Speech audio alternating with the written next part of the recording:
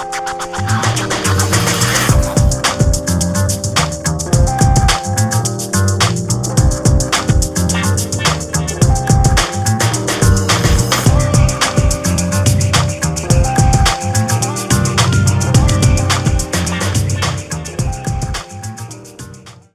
now that we talked about preparing your car for the track, now it's time to focus on yourself.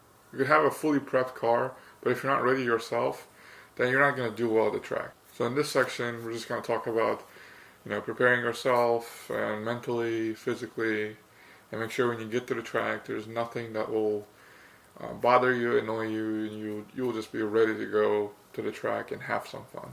If this is your first time at the track, it's going to be a little bit nerve-wracking.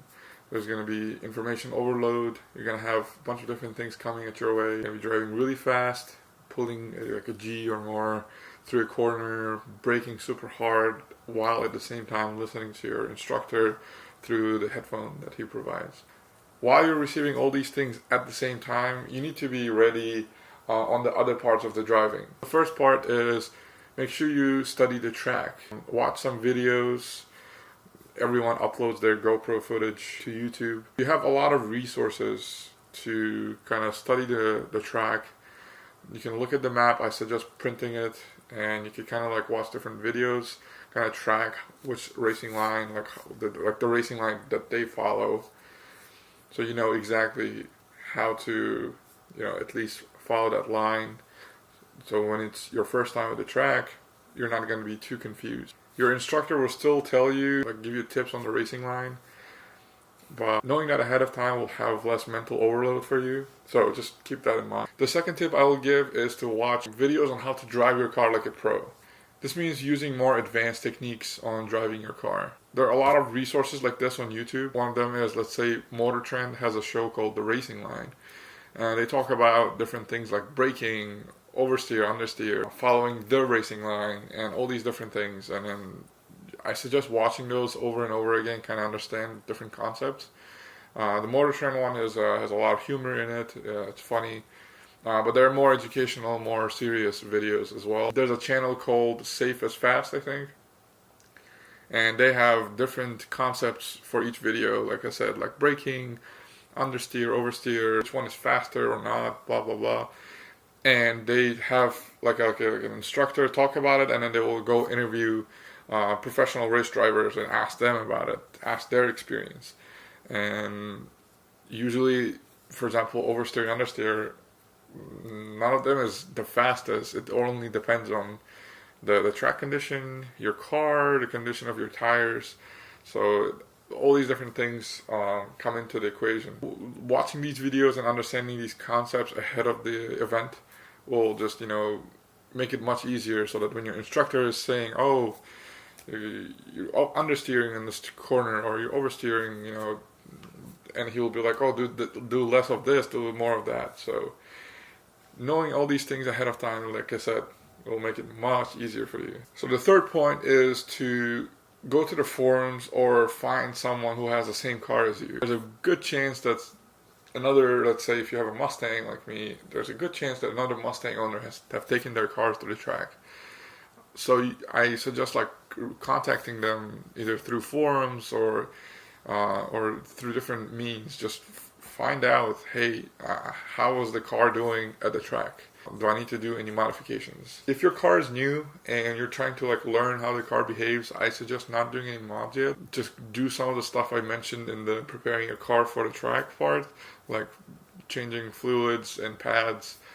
Other than that, just take your car as is to the track and learn how the car behaves out of the factory, how the manufacturer designed it.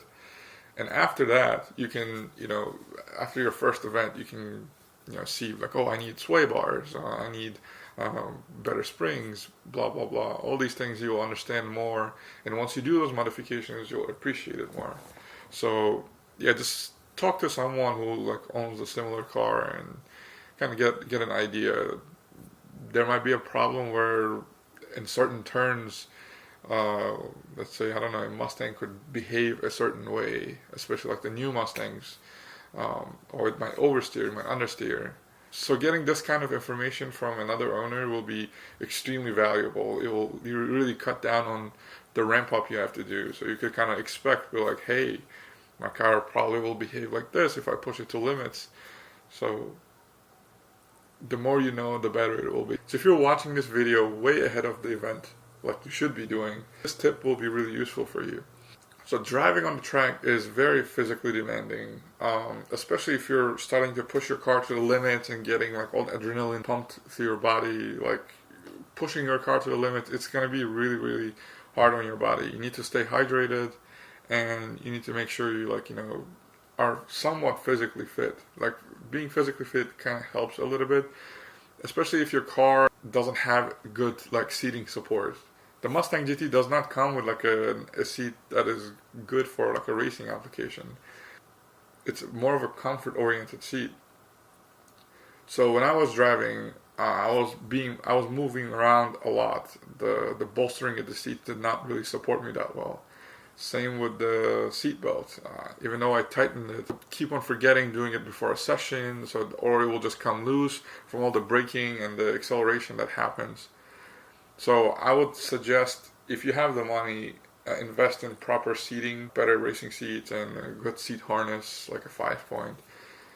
So those things will really keep you in your seat, and you'll have much better control of your car. As I was driving, I had a lot of like movement, so I had to like support myself with my legs. So by the end of the weekend, I was sore. So if you're physically fit, like I talked earlier, you're not going to have any issues probably. You're just going to be just a little tired. I happen to be not fit, so yeah. The fifth thing I would like to focus on is your outfit. You need to be wearing natural fibers, like 100% natural fibers. This is mostly 100% cotton. The reason for that is if you have any polyester or any artificial fibers, they will burn much faster than cotton. How do you think about burns? Well, you're driving a machine that runs on like explosions. If there will be any possible fires, you will have a better chance of not burning yourself. The second thing is having proper shoes. You can't have really thick soles. There are a lot of like racing specific shoes. They do cost a bit, so feel free to buy those. I decided to get the Onitsuka Tigers, I think.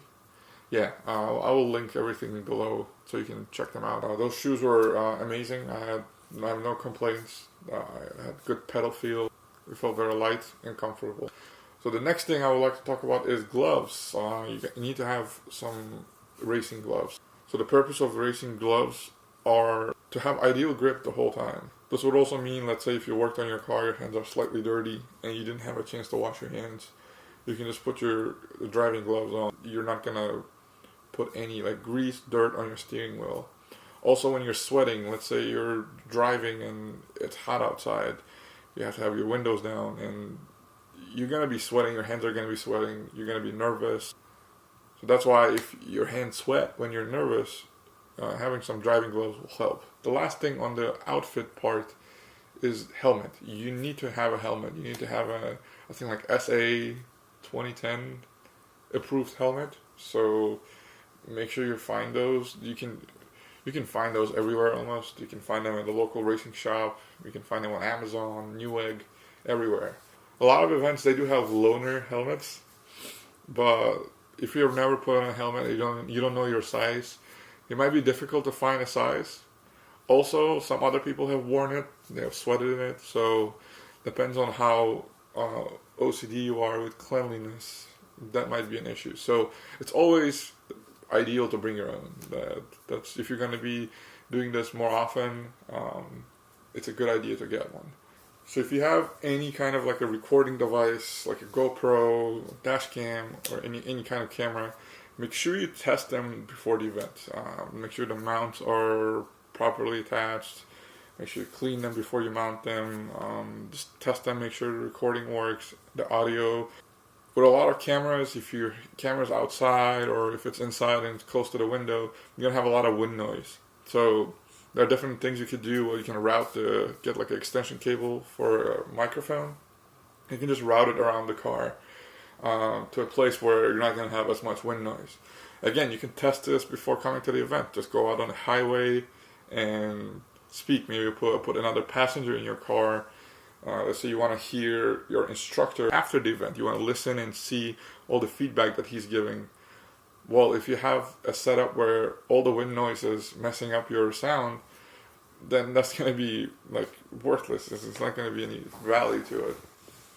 So I highly suggest testing everything before, so that when you come to the event, all you have to think about is just driving and maybe just swapping batteries. That's it. The reason for that is, like, when you're at the event, if some of these things go wrong, you're going to stress out, you're going to be pissed, and it's going to be super annoying. So just make sure you're prepared. All these small things will make sure that you're going to have a really nice event. And after that, you're going to have a lot of really nice footage to share. I personally forgot about the microphone part. My dash cam videos, they look good, but the sound is extremely terrible. Also, the cable that was connecting to my dash cam, it's a little loose. You know those charging cables, when they go bad, you move it and stops charging and starts charging. I had the same thing because I bought an extension cable for a charger for my dash cam, but it was really cheap and low quality. So I got it replaced after the event, so because of that, I lost footage for some of my best sessions. I had a really good session, but the dash cam did not record any of it because it just did not have access to power, and its battery lasts like 20 to 30 seconds maybe. So these are some of the things to think about when you want to record some videos. Like I mentioned on the being physically fit part, you need to be hydrated at the event. So bring lots of water. To stop by at Costco or Walmart and get like a whole case of water. During summer, it's going to get really hot and you're going to be sweating. Also, while you're driving, you're going to be sweating. So you're going to be losing a lot of water, and being hydrated is going to really help you to stay sharp and focused while you're driving. So the last thing about preparing yourself for the track is just having an open mind. This is not like a competitional event, especially the HPDs. You don't need to have the best lap times. You don't need to beat that Camaro. It doesn't matter. Just go out there to have fun. Especially if it's your first event. You have a lot of things to learn, a lot of things to explore, and you're also going to make a lot of mistakes probably. So make sure you are just coming into the event with an open mind and just absorb all the things you can. Just learn everything. If you learn everything properly, then when you go to the more serious events where it's a timed event, it's a competition event, then you've already learned the basics, all the safety tips, everything, and you're ready to kind of perform at your best. If you don't know a lot of the concept, it's kind of tough. Let's say you mess up, something happens, you're not going to know what to do. You just have to kind of listen to your gut and, I don't know, just deal with it, I guess. Sometimes these kind of decisions could be like a life and death situation. You could like crash your car or hurt someone else. So just come to these events just with a positive attitude and just have fun. So these are the tips from a beginner to another beginner. I'm not a professional, and I'm not pretending to be a professional race car driver. These are just some of the things I had to go through when I was preparing for my first track event. So, if I missed something, if I said something wrong, feel free to comment below. I would like to learn more. I feel like for sure the knowledge around, all of us are going to get better. And if you found this useful, just give me a thumbs up. If you didn't, you know what to do. So thank you very much for watching.